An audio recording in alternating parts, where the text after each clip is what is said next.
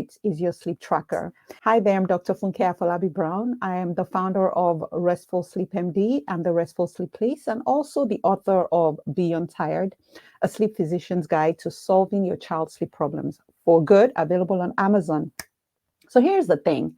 There has been such an explosion of all kinds of gadgets and devices in the aims and the hope of tracking different things, different metrics, whether it's our calories or our steps or now even our sleep.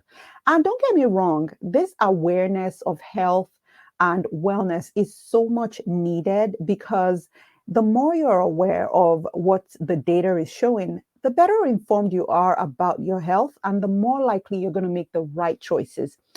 But like with everything, too much of anything is bad. So here's what I want to talk about.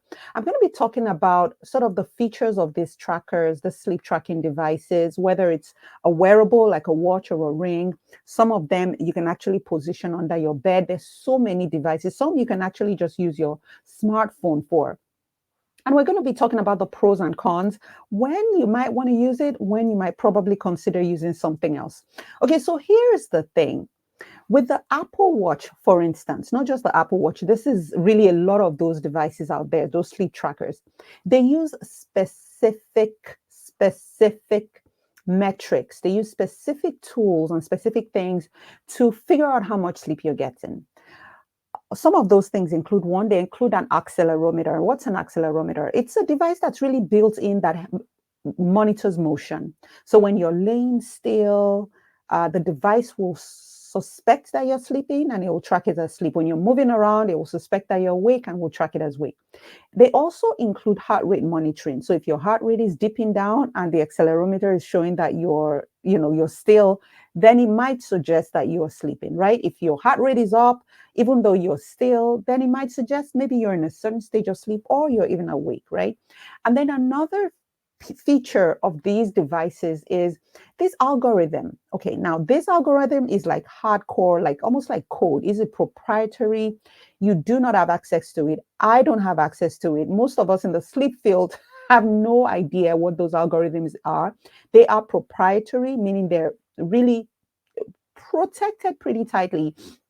And those proprietary algorithms is really what is used to figure out when you're sleeping, what time you fell asleep, what time you woke up, if you're in certain sleep stages versus not. That's what it's reported to show. Okay. So those proprietary algorithms, the heart rate monitoring, the accelerometer, it also now uses a sleep schedule. So for instance, if you set that I always tend to go to bed at this time, tend to wake up at X time, it uses those as reference points to now combine the algorithm with the accelerometer and the heart rate monitoring to figure out when you're sleeping and all those other metrics. Now, some of the newer devices are even more, advanced in the sense that some of them now can help monitor your respiratory rate at baseline over the course of the day when you're sleeping. They monitor your oxygen levels, which is like pretty darn smart, right?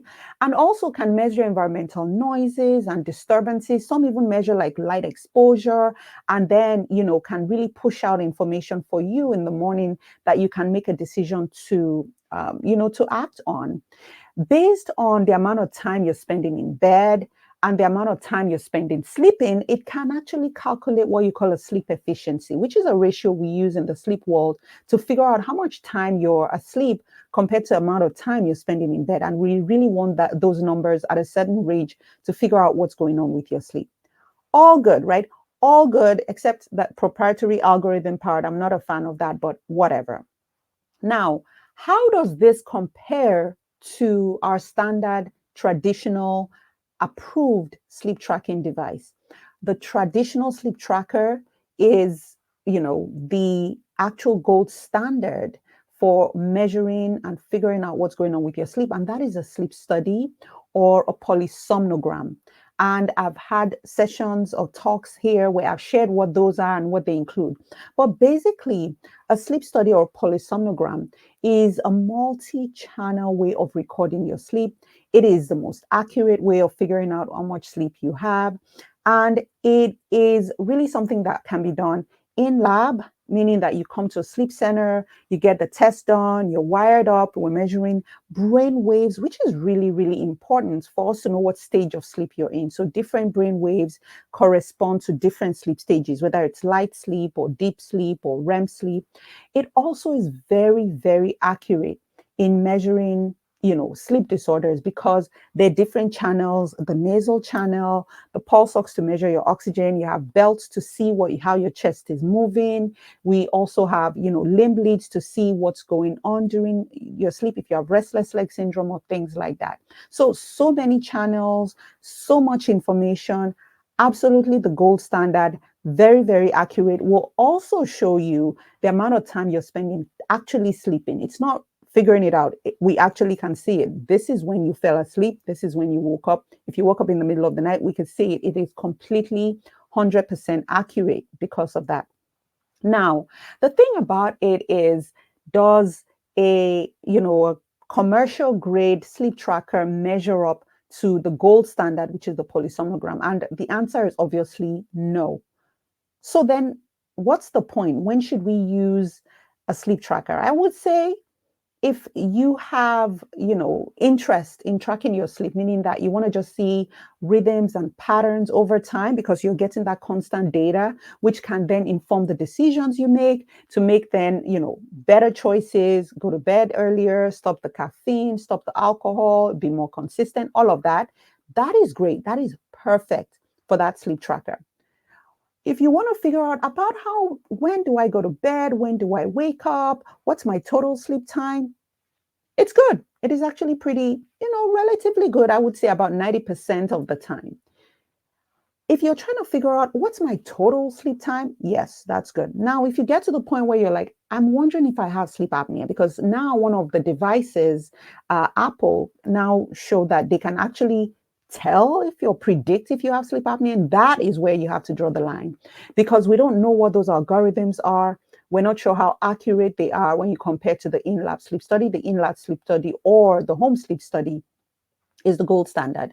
So it is not meant to diagnose a sleep condition. It is not meant to be used to diagnose sleep apnea.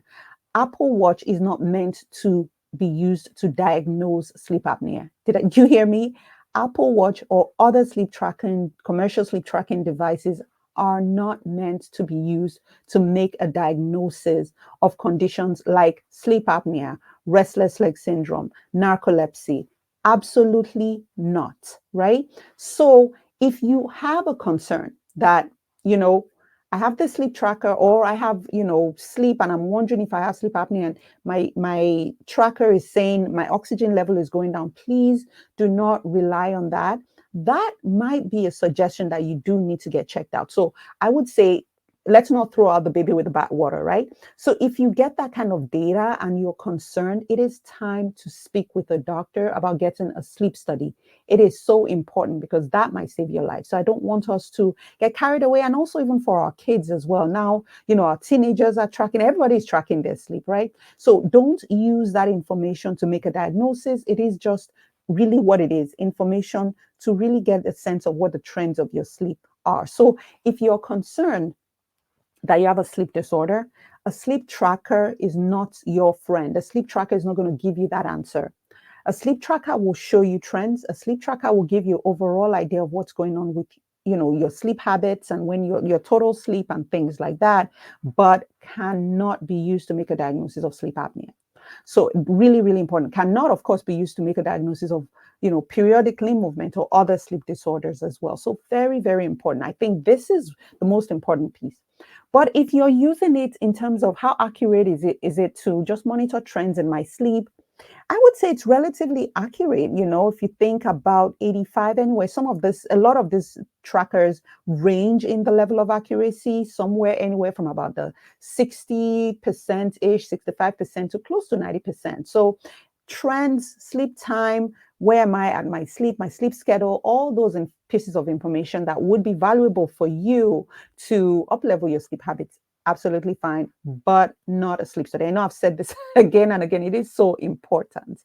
Now, the other side of this that I want to just mention, I want to put out there, because this is something that I notice that a lot of people become obsessed about, is the data. So now you're obsessing over Oh my goodness, I feel good, but my tracker said I had, 10% deep sleep. What does that mean? What does that mean? And I'm like, okay, how do you feel? Well, I feel okay, but my tracker, right? Or I didn't get enough sleep, but my tracker. Now, when you start to get into that, you're probably having a condition we now have coined orthosomnia, which is this incessant perseveration over your sleep data that actually might end up worsening your sleep because now you have that sleep performance anxiety. Oh my goodness, I can't sleep. What's my tracker going to show, right? And so that is something that we recommend that you really have to be cautious about. And especially if you're someone who struggles with insomnia, you're already anxious around bedtime, you're already stressed out about your sleep. To now have this device almost like judge you is not going to help your sleep at all. So stay clear in that situation. If you're concerned, if you feel like you're developing orthosomnia, just take a break, stop it, don't track anymore. If you're concerned you have any type of sleep disorder, you absolutely do not want to use that because it might be very deceptive. So very, very important. We've talked about the difference between, the commercial sleep trackers, whatever brand you have or you hold on to, compared to our gold standard. The gold standard is still very important when it comes to diagnosing sleep disorders. Now, if you're at that point where you're like, okay, where do I start? What do I know? Talk to your doctor, talk to a sleep specialist. If you are in the Pennsylvania, New Jersey, or California area, reach out to the Restful Sleep Place where we offer sleep services, including the gold standard sleep studies to children as well as adults with sleep issues. Check out our website, therestfulsleepplace.com. And also, if you're like, well, I'm wondering, I'm just curious about this thing, well, I have an answer for you. It's called Beyond Tired. It is a phenomenal book that really walks you through all those different sleep disorders, but so much more. You want to optimize your sleep?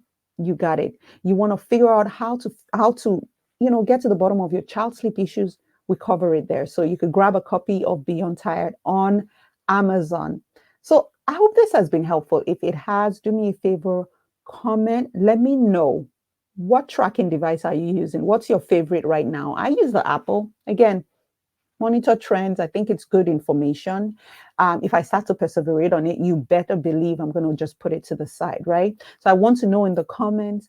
And then also like this video and also take this video and share it with someone. Say, I found this interesting, video on sleep tracking. You might want to check it out because guess what? That's going to really help get the word out. So again, it's always such a pleasure speaking with you. And until next time, I hope you rest well.